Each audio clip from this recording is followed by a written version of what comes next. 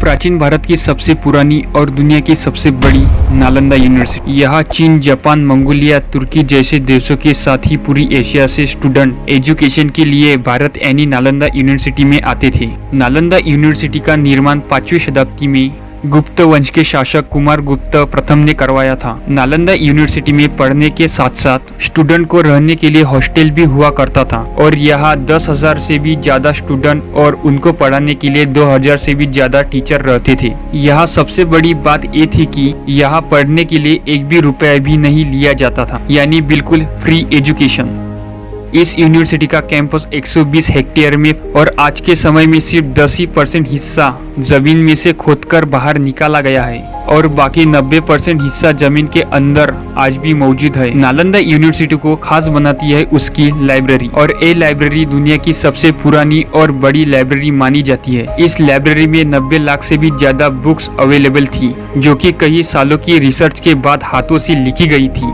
इस लाइब्रेरी का नाम धर्मगंज था, उसका मतलब होता है सच्चाई का पर्वत। यह लाइब्रेरी 3 अलग अलग बिल्डिंग्स में बनी हुई थी। यह तीनों बिल्डिंग्स को रत्नो सागर, रत्नो दादी, रत्नो रंजक के नाम से जाना जाता था। इस यूनिवर्सिटी में एडमिशन लेने के लिए स्टूडेंट को एक बहुत ही मुश्किल टेस्ट से गुजरना पड़ता था और इस यूनिवर्सिटी में physiology, religion, astronomy, science, medicine, mathematics जैसे सब्जेक्ट पढ़ाए जाते थे। आखिर क्यों इतने बड़े ज्ञान के सागर को बर्बाद कर जानेंगे इसी वीडियो में, बस वीडियो एंड तक देखते रहे। ऐसे ही डिफिकल्ट टॉपिक को आसान भाषा में आपके सामने लाना हमारा मिशन है और हमें सपोर्ट करने के लिए इस चैनल को सब्सक्राइब करें। नालंदा यूनिवर्सिटी को डिस्ट्रॉय करने का पूरा क्रेडिट बख्तियार खिलजी को दिया जाता है, लेकिन बख्तियार खिलजी से पहले नालंदा यूनिवर्सिटी पर 2 बार हमले हो चुके थे। सबसे पहला हमला पुष्यमित्र द्वारा किया गया था और दूसरा हमला गुप्ता डायनेस्टी के द्वारा किया गया था, लेकिन ये दोनों हमले से नालंदा यूनिवर्सिटी को कोई भी नुकसान नहीं हुआ। लेकिन जब मोहम्मद बिन बख्तियार खिलजी ने 1193 एडी में नालंदा यूनिवर्सिटी पर हमला किया, तब मानो पूरी नालंदा यूनिवर्सिटी डिस्ट्रॉय हो गई। आखिर क्यों बख्तियार खिलजी ने नालंदा पर हमला किया? क्योंकि ना ही नालंदा यूनिवर्सिटी कोई साम्राज्य था और ना ही कोई किला, जो सिर्फ एजुकेशन का प्रचार करने वाली एक यूनिवर्सिटी। चलिए जानते हैं। माना जाता है कि बख्तियार खिलजी एक बार बहुत बीमार हो गया था। बहुत से उपाय और हकीमों की इलाज के बाद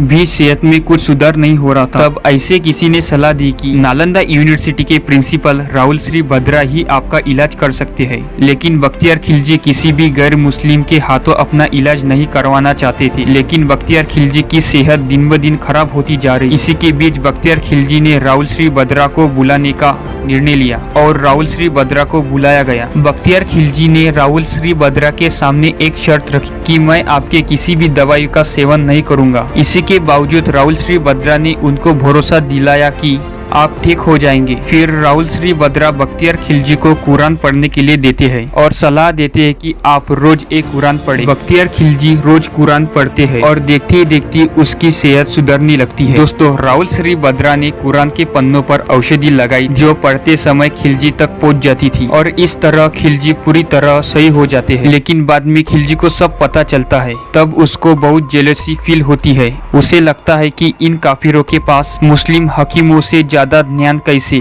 बस इसी बात से नाराज होकर खिलजी नालंदा यूनिवर्सिटी पर हमला कर देता है और खिलजी को पता था कि नालंदा यूनिवर्सिटी को ज्ञान का सागर बनाने में महत्वपूर्ण भाग उसकी लाइब्रेरी का है और बख्तियार खिलजी इस लाइब्रेरी को जला देता है और ये लाइब्रेरी 3 महीने तक ऐसे ही जलती रहती है। उसका अंदाज आप इसी बात से लगा सकते हैं कि ये लाइब्रेरी कितनी बड़ी होगी।